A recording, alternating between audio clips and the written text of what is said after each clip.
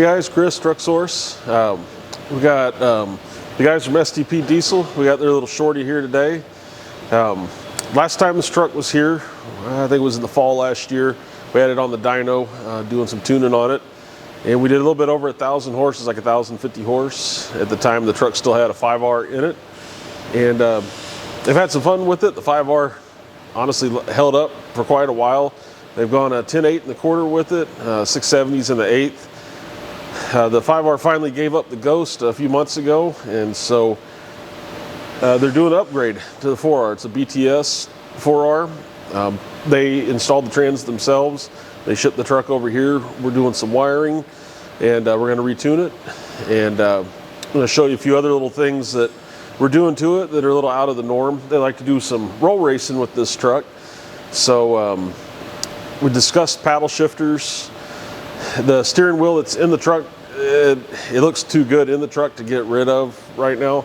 So we're gonna do something a little different. We're putting a ratchet shifter on the floor. We'll show you in just a second the bracket that we fabricated for that. But we're also, the shifter has buttons on it. We're gonna use it to manual shift the truck. So if they wanna go roll racing, then it'll be a little bit more conducive to that. We're also gonna rewire the nitrous that's in the truck, set it up so it's a little bit easier for them to grab while they're racing or doing whatnot. And then we're going to get it back on the dyno and get everything dialed back in. We're going to swap the engine over to a manual transmission operating system. So the ECM's no longer looking for the trans, and the PCS is going to control everything on the transmission. All right, so we're here inside the cab. We've got the mount that we've fabricated for it. And what Chris was talking about is we've got these buttons over here on the shifter handle for the up and down.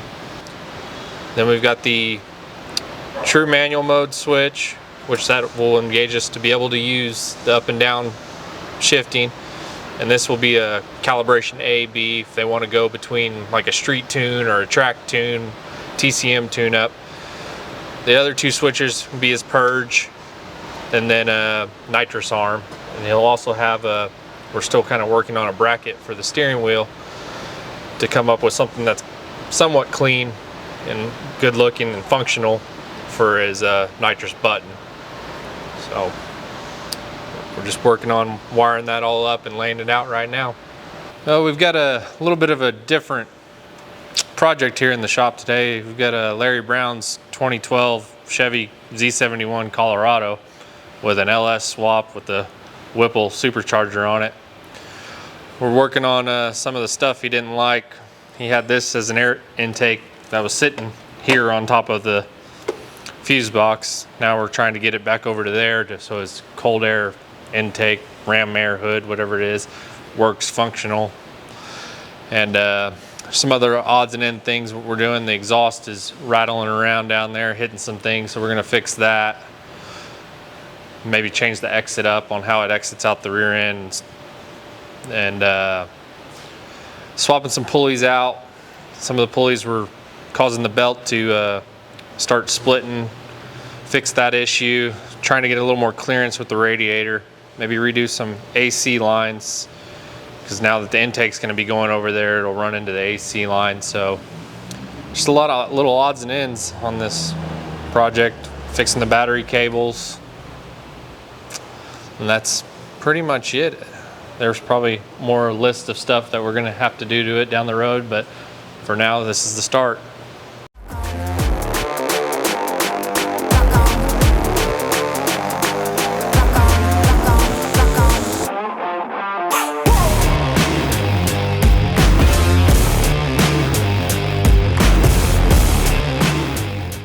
So a few small updates on the Mick project. We got the outer part, or the skeleton, I guess, if you will. So now we got the motor, transfer case kind of sitting where they're gonna be in respect to the cab, so we can start building out the rest of the cage. Having a new mid plate cut out. That's the mid plate that we had made to go on the stock frame rails, so waiting on that. We got front axle tube start building the front axle, and it's a Mosier fabricated housing. So we'll start putting that together. So we can start playing with the wheelbase and whatnot. We also got the wheels in for it. We went with some weld. They built us some 15 by 12s, the 5-on-5 bolt pattern. Bead locks on the outside. I guess it's technically a three-piece wheel. They did a really good job on them. Nice polish. Easy to order. Came in when they said they were going to come in, so we're pretty happy with that so far. And we're also going to run a 28-inch small tire on it. All right, so we've got the axle underneath here, and we've got the motor set where we want it, like we talked about. It's at 4.3 degrees. It's where I kind of came up with height-wise. I mean, it looks like this is going to be in the cowl, which the cowl will not be there anymore.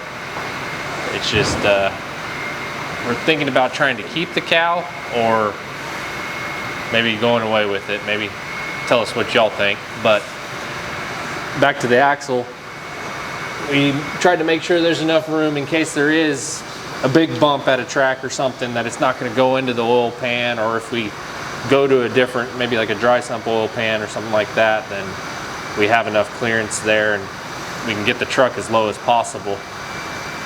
So that's where we're at now. It's probably about where it will sit. Cab height, maybe a little bit higher, an inch or two. The turbo can also come down, so even if that cowl was there, that's an old Steed Speed manifold, so it actually has a little more angle than all the new ones do. So that can be even flipped up, and that turbo would come down to gain more room on the cowl if need be. So that's where we're at.